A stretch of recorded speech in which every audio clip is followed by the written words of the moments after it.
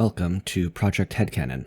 This is the 10th video of the Content Crosshair series, where we take a look at a single piece of Star Wars media to determine its canonicity within the project. Now that the KOTOR 2 series is in full swing, I think it's time to pick up where we left off and cover the remaining parts of the Ewoks franchise.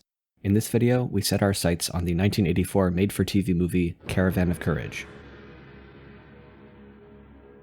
The movie is set in 3 ABY, shortly after the events of the Ewoks TV series, but before Return of the Jedi. Jeremit and Katarine Towani and their children, Sindel and Mace, have crashed in a starship on Endor. The parents are captured by the Goraks, and the kids are captured by the Bright Tree Village Ewoks, specifically the Warwick family.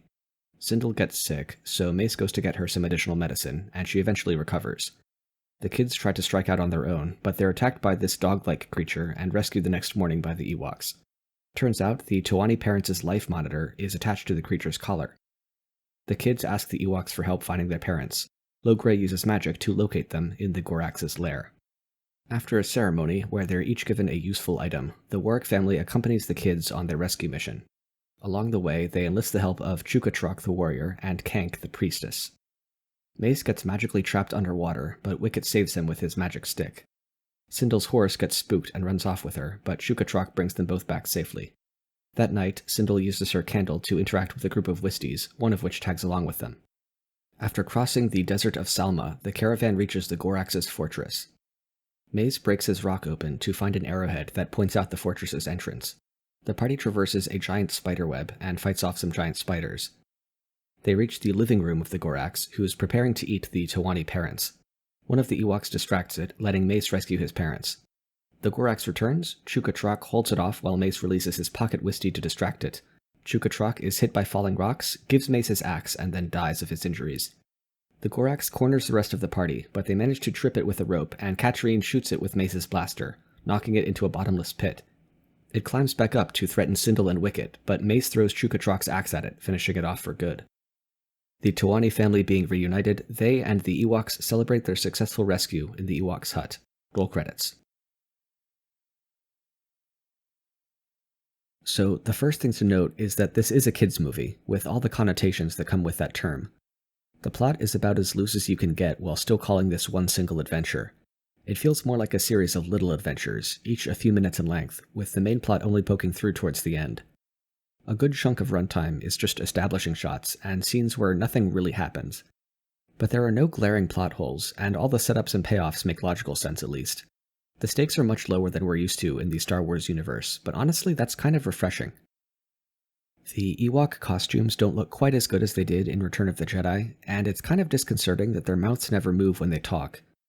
But the Ewok actors do a decent job of conveying their characters through body language alone.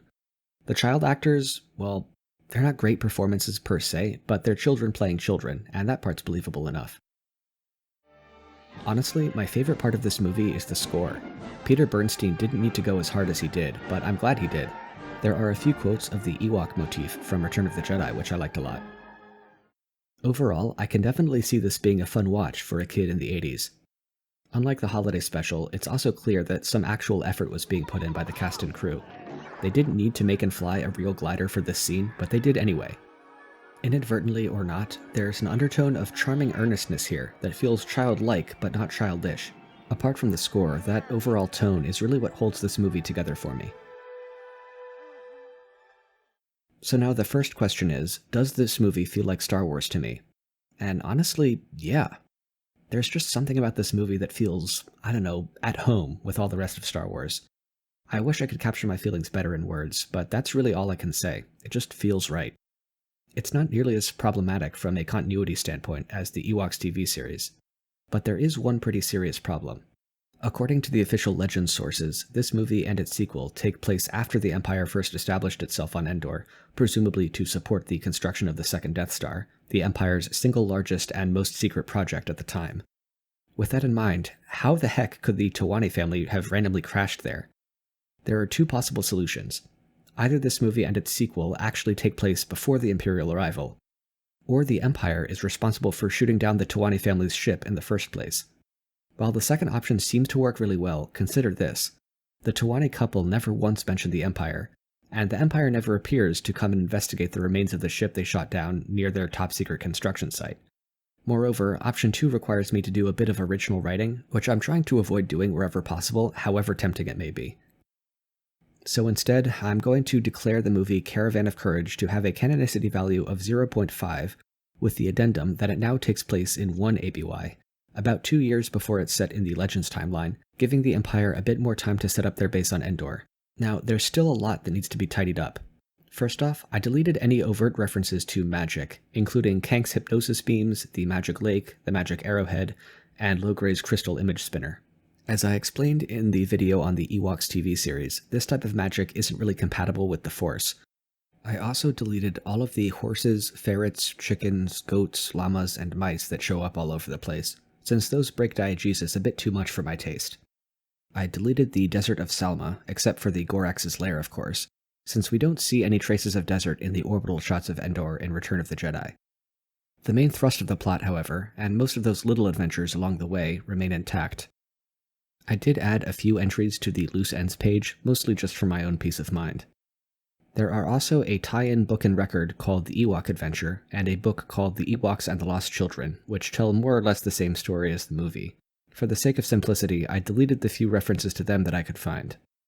Overall, this editing process was pretty chill.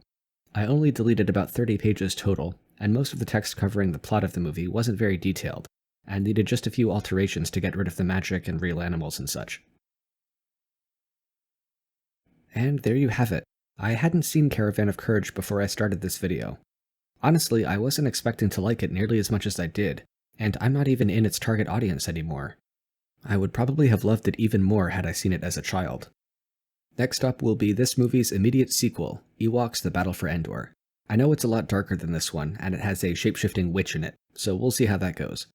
Until then, may the Force be with you.